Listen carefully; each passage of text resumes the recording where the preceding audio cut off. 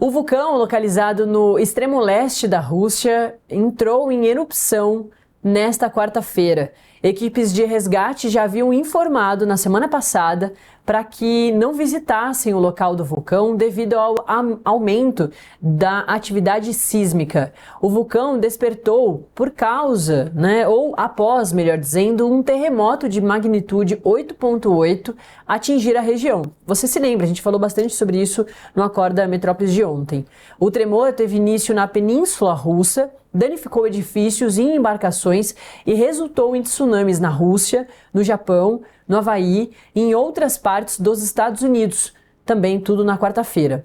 O abalo foi considerado um dos mais fortes das últimas décadas na região. Países latino-americanos, como Chile, também emitiram alertas sobre possíveis ondas de tsunami subsequentes às que atingiram a Rússia. A gente vai falar agora sobre esse tema com o doutor em geologia e professor da Unicamp, o Vinícius Meira, para a gente conseguir entender melhor tudo isso que aconteceu. Vinícius, muito bom dia, prazer falar contigo.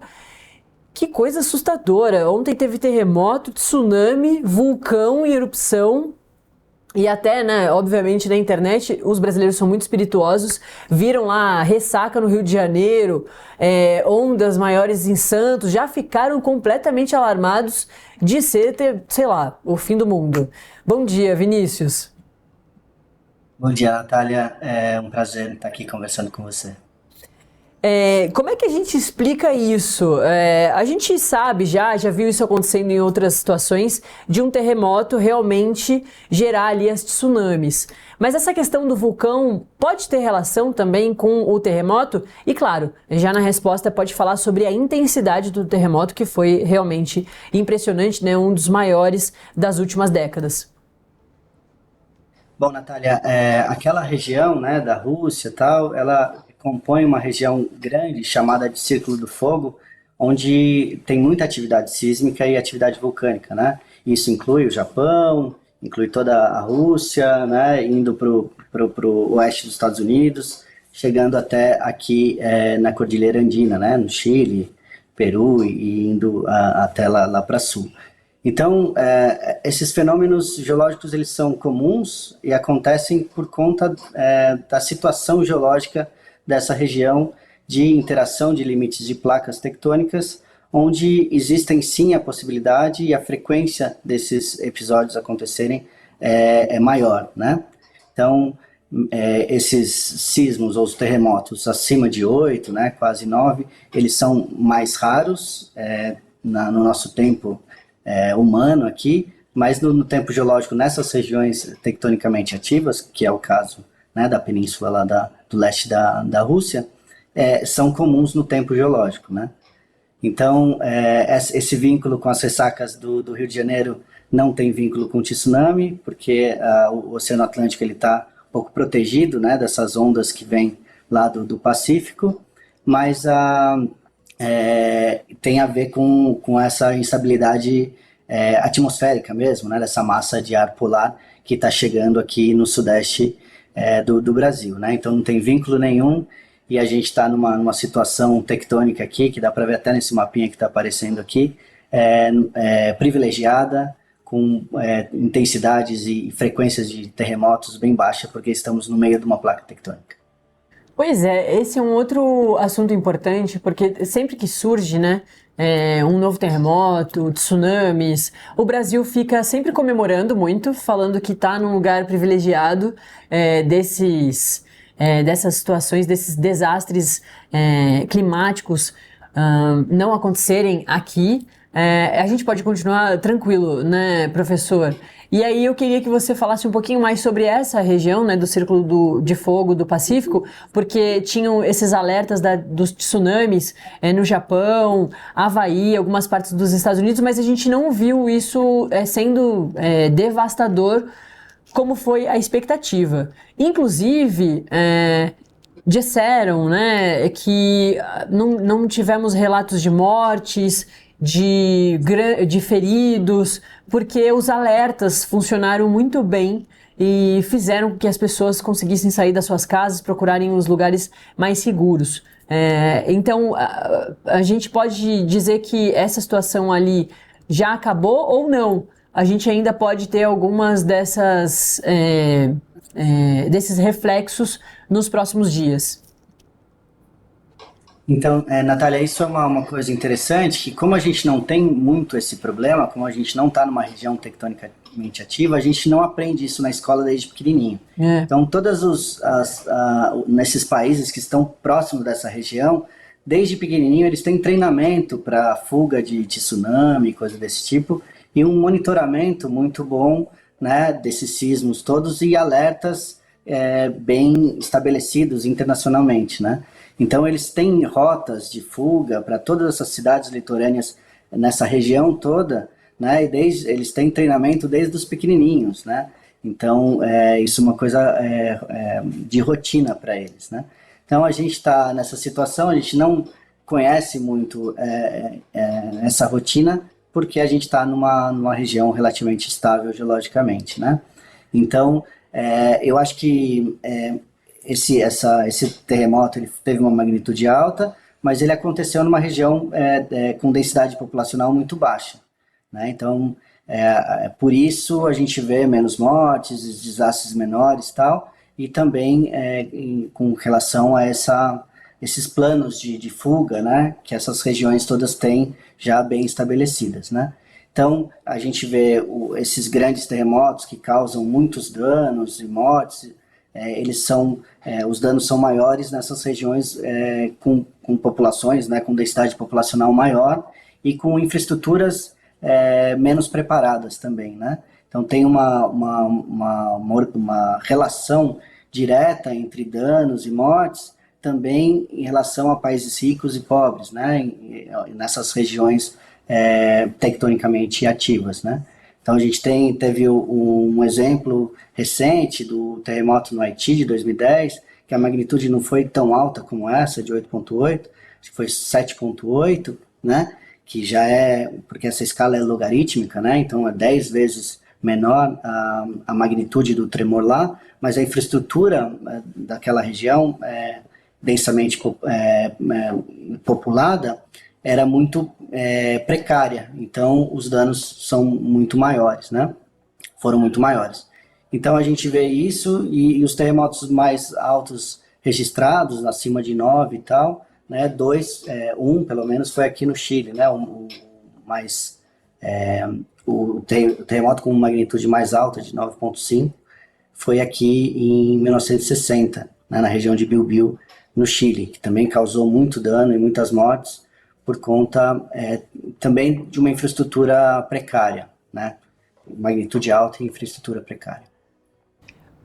Vinícius, queria te aproveitar então para a gente também falar sobre essa situação aqui no Brasil. Você já comentou por cima da questão das ressacas ali no Rio de Janeiro, mas a gente vê que tem esses alertas de que essa situação deve continuar aí pelos próximos dias, né?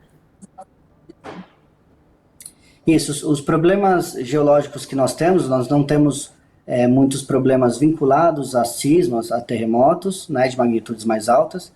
É importante a gente dizer que não é que não temos terremotos no Brasil, só que a frequência é muito baixa, certo? E magnitudes baixas também, né? Acho que quem mora no Nordeste lá já sentiu alguns tremores, né? Alguns sismos lá, porque tem de vez em quando alguns tremores, né? Na região central do Brasil também tem mais sismos, mas todos sismos de baixa magnitude, de baixa intensidade. Os maiores riscos geológicos que nós temos aqui é com deslizamento de terras, por exemplo, e inundações e coisas desse tipo, que entram também na categoria de riscos geológicos, né? E tudo isso tem um fator importante de planejamento, né? Porque esses perigos maiores de inundação e deslizamento são em períodos com bastante chuva, né? Com solo encharcado, que pode haver esses deslizamentos. Então, todo o planejamento feito pela Defesa Civil, feito pelo Serviço Geológico, antes desses períodos de chuva, eles são importantes para o planejamento desse risco e para mitigar e evitar danos materiais e danos, né, para as pessoas que moram nessas regiões, né? Vinícius, em quanto tempo dá para ter essa previsão de que um acidente como esse, né, um incidente, enfim, uma questão dessa vai acontecer do terremoto de 8,8, dá para saber com uma antecedência grande? E claro, também prever que se vai ser dessa forma, a gente deve ter tsunami, o vulcão pode entrar em erupção. Tem esse tipo de monitoramento e previsão? Infelizmente não. E a gente tem a gente tem métodos de monitoramento, tanto de acúmulo de tensão em falhas geológicas e coisas desse tipo. A gente sabe as zonas tectonicamente ativas, sabe aonde tem a probabilidade maior de acontecer, mas a previsibilidade que a gente precisa, que é de dias, horas e coisas desse tipo, a gente não tem e provavelmente não teremos, porque são processos muito complexos e que a gente tem, o planejamento ele é geral nessas zonas, né?